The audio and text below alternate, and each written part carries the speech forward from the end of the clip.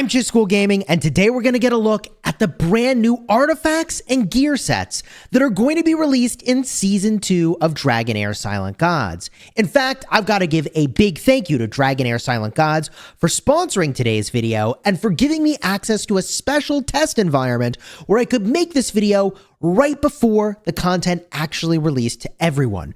So again, thank you Dragonheir Silent Gods for sponsoring today's video. Check the link in the description to download the game for free. It's a brand new season, span new game. And by the way, if you are new to the game, this is a season-based game, and Season 2 is officially launching. It's the Fall of the Increscent on December 15th, which should be about when this video is going live. It introduces a new sandbox, Aethercarn, and there's new strategy where you now have a chance to conquer the seas. Literally, I was traveling around on a boat and going underwater to explore. It was pretty cool. The early game is smoother and leads to faster growth. And with the new season, there's also new elemental affinities, as well as 30 new heroes, with new damage types, including Burn for fire, Ice Blast for ice, and Thunderbolt for, you guessed it, lightning.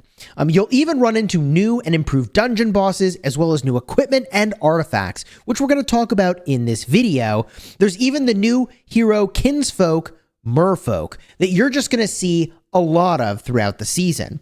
Now, with the new season, be ready to spend some dice for the Fourth Faring Summons event and the new Season 2 exclusive summon pool, as well as exchanging in Season 1 rewards in the shop. I mean, in case you haven't downloaded the game yet, Dragonheir is now live on Windows via Steam and Epic Games, on Mac, Android, and iOS. Links in the description. So let's get started looking over the new epic quality artifacts. And by the way, use the timestamps in the description to jump to whichever part you're most interested in. There's only two that we need to talk about. The 100-Eyed Robe is a new tank artifact giving defense and hit point percent that takes reduced damage depending on how many buffs the attacker has when dealing damage to the wearer. There was definitely a lack of defense artifacts in the epic tier. The only two noticeable ones previously were the Platinum Knight Shield and the Scarab. Both are pretty universal. This, on the other hand, seems a little niche, but good against enemies that stack more and more debuffs. Secondly, the other epic we need to get a look at is Cosimo's Crucible, giving defense and resistance, and gives the wearer and nearby allies up to 60 resistance for 15 seconds. I can already tell you this is going to be a great pick for PvP, mainly, or in debuff heavy fights for PvE. Now, having this artifact in PvP on a support will help protect your carries against debuff compositions like Sigrid and Voresh comps, or even against Frost teams that really need to apply Frost to deal damage. But we've talked about the epics. It's time to talk about the legendaries, starting off with 3 new exclusive artifacts for the 3 new exclusive heroes for the new damage types, Burn, Thunderbolt, and Ice Blast. The Malicious Manacle is an exclusive artifact that gives attack, crit damage, and man, it is just a lot of it. It also gives an additional 20% crit rate in the artifact's bonus. Now, he is just going to be stacked on stats. I can tell you that already.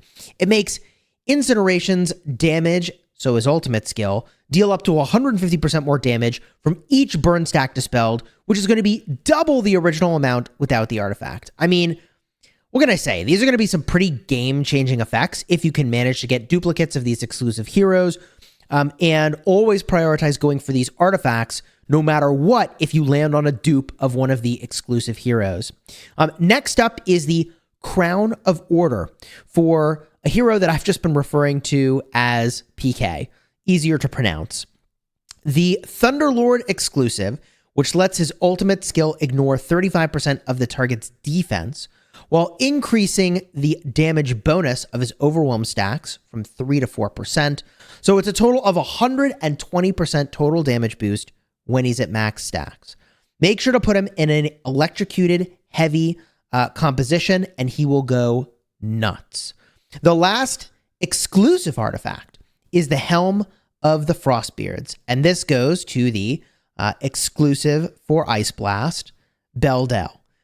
This artifact is giving 40% crit rate and increases the damage dealt by her battle skill by 35%, which, if you watch my last video, is her most important skill, as is the case for all Ice Blast heroes because of the stackable Ice Crystal buff. It's also going to increase the upper limit of her passive skill from 100% to 200%. Meaning Beldel will be putting out some insane single target damage, spamming that battle skill over and over as long as she's getting ice crystals. Now, with the exclusive artifacts out of the way, let's get a look at the rest of the new legendary artifacts briefly. The Everlasting Diamond is really nice for healing, especially because of the Enlightenment stat it gives, and it's interesting that there's a lot of new resistance artifacts. Must be that perhaps in this season, that's something we're really going to need, or perhaps the developers felt we just didn't have enough resistance options in the game. Most people tend to use a negative rune and chest piece to cover up the resistance they need, but having a way to get this from an artifact definitely helps. The next one we need to talk about is Ravatrix's Roots. This artifact actually looks interesting and is a best fit for an epic damage dealer because they gain so much attack percent, and it's doubled for non-legendary heroes. Tempest War Drum is the next artifact we'll get a look at. That is specifically for a Thunderbolt team lineup. It is a pretty solid artifact overall for any Thunderbolt damage dealer.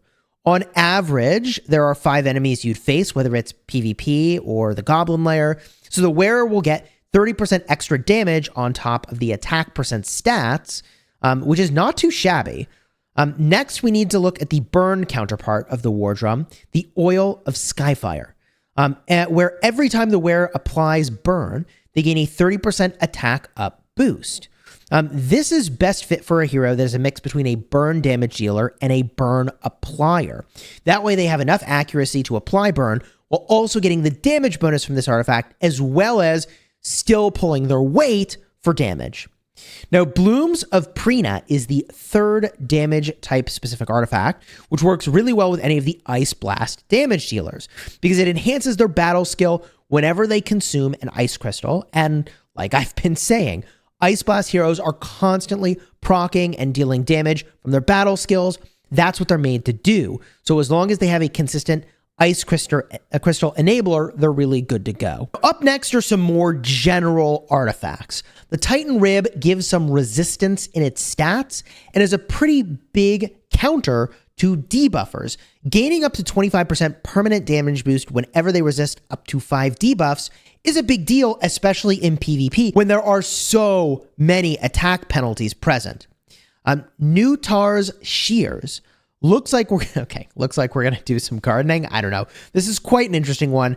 It's meant for a damage dealer just based off of the stats and because of the passive. I can definitely see this being put on a backup damage dealer. That way you can do enough damage in order to reduce the target's hit points. I mean, up to 60% of the target's max hit points is insane, really. And I kind of wonder how this will work against certain bosses. Up next is Cuckoo Kanti's Bindings, and it's most definitely a PvP artifact. Not only does it give accuracy in its stats, but an instant attack penalty too at the start of the battle is fantastic. But the most important thing is stacking as much attack on the wearer as possible. That way the attack penalty becomes undispellable. Finally, the last new legendary artifact is the Aurora Telescope. In summary, the wearer will deal more damage the more defense the target has compared to the wearer. The maximum bonus is when the target has 230% of the wearer's defense, and that will give a 35% damage boost. It has a passive that makes the wearer slightly more tanky, reducing the damage they take from crits by 15%. I think this is solidly a PvP pickup and probably best on a single target tank shredder. An example that I can think of is Felicity. I've been seeing her used quite a bit, surprisingly able to one-shot tanks to allow backline access really, really quickly, and it's just because of how freaking fast she can cast. So now that we've covered all the artifacts, it's time to look at the gear set changes that were made on the sets from Season 1. First, we have one of the support sets from Grave of Rot changed to Mona Lisa's Blessing. It still gives accuracy and skill haste as a 2-set bonus, but it's 3-piece now after casting an ult. The wearer heals the lowest hit point ally. Kind of a cool effect. The other set from Grave of Rot, the Holy Hunter set, has stayed the same and looks like its bonus hasn't been touched, so make sure to get that as soon as you can for PvP. Now moving on to what people think are some of the best tank sets, the Ancestral Protection also reads the same as the last season with no changes. But the other set has been adjusted and is now Cyril's Whisper.